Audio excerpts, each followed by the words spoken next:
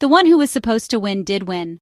That is Oscar Piastri with McLaren, and on the podium with him were two drivers who truly impressed, going beyond expectations. Max Verstappen second with Red Bull and Charles Leclerc third with Ferrari, the best result of the year for the Maranello team, after an impressive performance from the Monegasque driver and a flawless strategy from the pit wall. This victory puts Oscar Piastri at the top of the championship after just 51 Grand Prix, and at this point he is the man Woking will bet on for the driver's title. But judging by what was seen in the Saudi Arabian Grand Prix at the Jeddah circuit, the Australian will certainly not have an easy time in the upcoming races, with Red Bull once again competitive on the fastest track of this phase of the season, and Ferrari finally able to fight at the front and show its claws, finishing just 8.1 seconds behind the winning McLaren MCL 38. Had the red car started further up the grid, it might have done even better considering the strong race pace shown by Charles Leclerc. It was a Ferrari that surprised even its own team, rediscovering an unexpected and unpredictable drivability with the medium and hard Pirelli tires. But as already known, Ferrari is only Charles Leclerc at this stage, driven by the unstoppable desire to stay ahead of the one who had been announced as the savior of the team, Lewis Hamilton. This drive is bringing unexpected benefits to Maranello, with an outstanding Charles Leclerc who, despite taking big risks, is not making mistakes, while Lewis Hamilton, only 7th at the end of the race, is unfortunately far off the pace, ending up over 30 seconds behind his Maranello teammate. Charles Leclerc's podium is a joy that soothes the Italian side.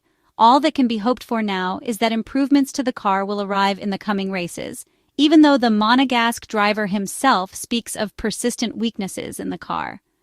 But then there is the obvious problem of Lewis Hamilton, a champion who needs to bounce back to give Ferrari a chance of fighting for the Constructors' Championship.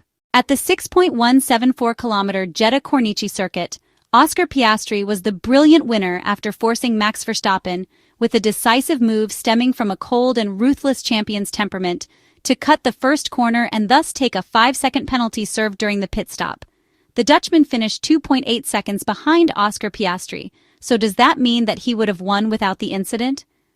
It's hard to say, with the Australian so smart and calculating that it seemed he still had something in reserve. There's no point in Max Verstappen playing the victim. Oscar Piastri simply did what the Red Bull driver himself has done at the start many times, and the world champion wasn't expecting it. Now he knows he'll have to reckon with someone who has no inferiority complex. And Lando Norris? A solid 4th, but with so many mistakes. Not only in qualifying, because during his precise comeback drive, he twice failed to overtake Lewis Hamilton and then risked a penalty by barely touching the white line at pit exit. In short, there is something holding him back mentally, whereas Oscar Piastri is cold and unaffected by everything. Without those missteps, Lando Norris could have attacked Charles Leclerc. Instead, he only caught a glimpse of the Ferrari SF25's tail in the final corners. Too little when you are driving a McLaren, which at this stage remains the faster car on the grid. Ferrari's first podium of the 2025 Formula One season, secured by Charles Leclerc in Jeddah, took shape during the 10 laps around the midpoint of the race. After a straightforward start in which he maintained the 4th position earned in qualifying, the Monegasque followed closely behind George Russell, never having a real opportunity to attack despite the 3 DRS zones on the Jeddah circuit. On lap 19, the Mercedes pitted with more than a 2-second advantage over the Ferrari, and it was at this point that Leclerc's race took a positive turn. From the pit wall, Charles was instructed to stay out a few more laps.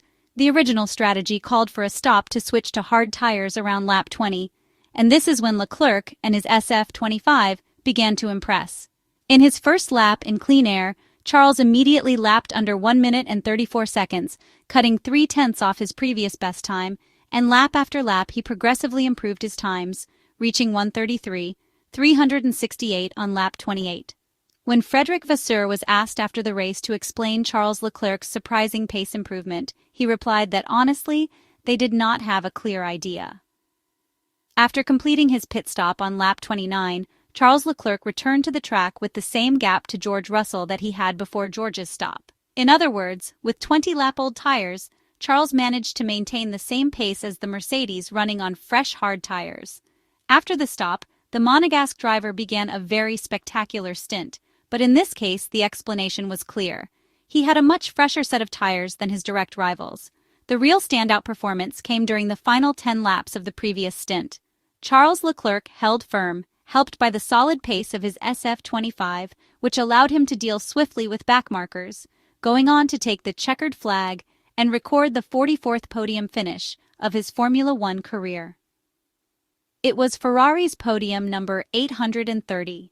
Frederic Vasseur commented that the most difficult thing to explain was the difference between the qualifying pace and the race pace. He believed they were on the same pace as Max over the last 35 or 40 laps, but on Saturday they were 4/10 behind, and that was what hurt them. The French manager observed that in China, when starting in front, the race is different. You are in clean air, and in the first 5 or 6 laps you gain 6 or 7 seconds on your rivals instead of starting 6 seconds behind.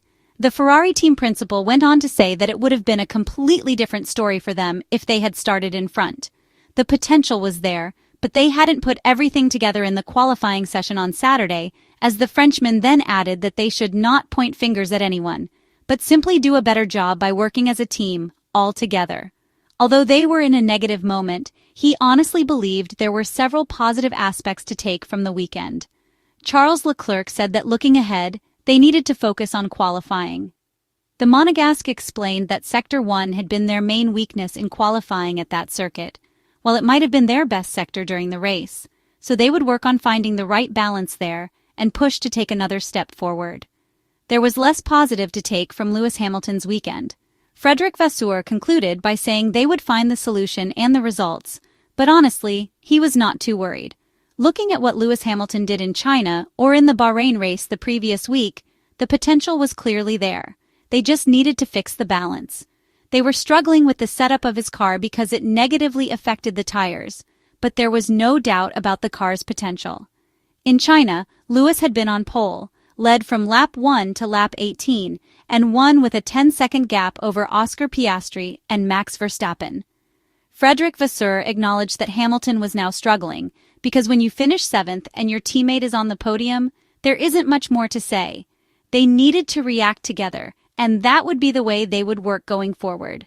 For the second consecutive race, the Italian side scored more points than any other, demonstrating a clear step forward in terms of race pace. The team did a great job, with 2 excellent pit stops and a well-executed strategy. Obviously, there is still room for improvement in terms of performance, but the signs of progress are clear to see, with work continuing apace both in Maranello and at the track. The 2025 Formula One World Championship now takes a breather before Miami hosts the 6th round of the season a fortnight from today, during the first weekend in May.